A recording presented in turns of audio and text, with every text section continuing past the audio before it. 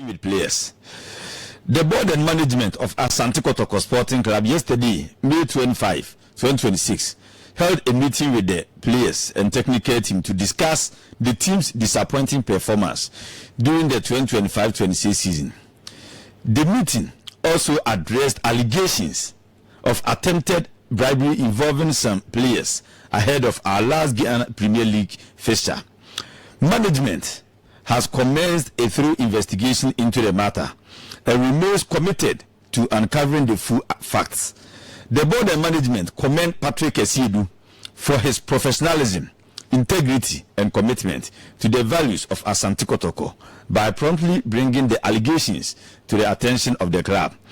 Asante Kotoko treats issues of this nature with the utmost seriousness, and as such, any individual found culpable following the investigations will face the appropriate disciplinary sanctions.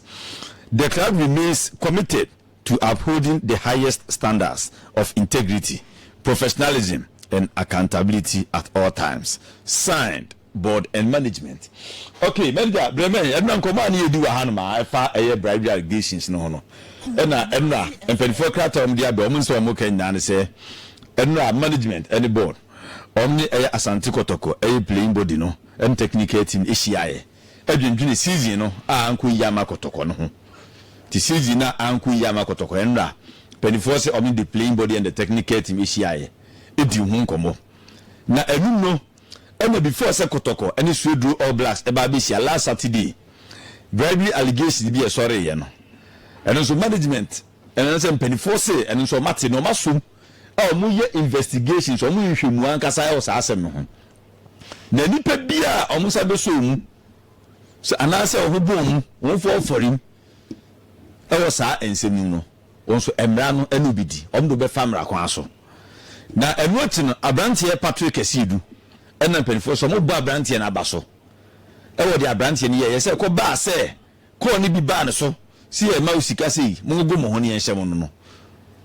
Wonu ko ati asem no oba betia mpanifo na aso se mpanifo se ni na ekoso ti sa na mo a Patrick Esidu tu ye no so no wo mo bo abrante na baso na omo ka kire supporters ni na se mo de mo ntonkos na mo support club ni sa na sa asem kesi ababeto no mpanifo gusom ye nhwemu no mbe se yi nso ebeto yi ti ani e kata Asante Kotoko mpanifo enra after meeting the course no omo de aba. Simple, I think say no pano. A year na make no. Was this letter? Yesterday, no letter on ban was needless because the na Kotoko nipa so what in rano. Na salete no te. And this letter, BBC no said no na san no pamondeba. Okay, do not send ke ben na de be na send kan na send ke wum. The most important thing was the Onomodiaban. Okay. Of course, this app is free to download and it helps you find new friends. You can try it out for 3 days and if okay. And simple. Per letter no. Or say the meeting also addressed allegations of attempted bribery. Okay. And simple. Attempt in there. Attempt in there. Any attempt to be oh. Any attempt to be oh. Does it mean you say NCO? Or me yes and go more eh? And I say no because say any attempt to be oh. Cause per what even circles and penny for the back. Simple. Any day ye tete as at Sunday ye ball match ni we no any performance a players in there do or simple any attempted bio a match no simple no make say omo fa players no any management you from police. Okay. Sunday no say no mo ye say Sunday no ka mo ma cyber unit for omuji players in our phones. I'm going to players no. So we go bia phones from last week Sunday. Ebesi and no no pana ebo okay if you know about 12 o'clock no mo go through tell WhatsApp omo call be bia omo tap omo communication no more so when you man this when you say go try office this me how do you investigate this it was so simple omo investigation but omo from police me say secret no simple adebo ha you know the solution omo from cyber unit police crime cyber unit for no sa police for no bua ama omatimi atu sa prayer we ase management because omo ya simple they are not investigators sa case we simple a serious and a terrorist club the image so na me ko fe mai ba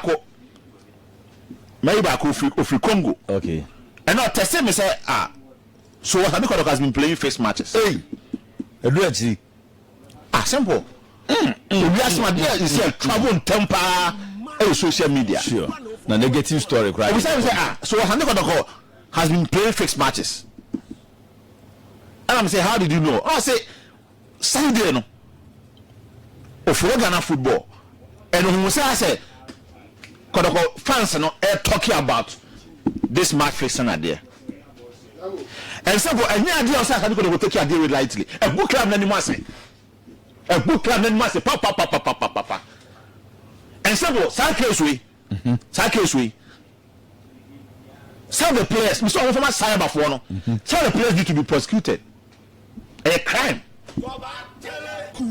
say on the investigation no true as American but so can say simple say we investigation we meeting no be say player na okoje na player say no I mean but me koje it's never going to happen and there's Bianca what I say it's America say maybe they don't want to channel how many investigations no? But simple me see me know tiam dey see say police focus on more phone dey see simple on come out for the past 1 month now meet me sure obenya and easy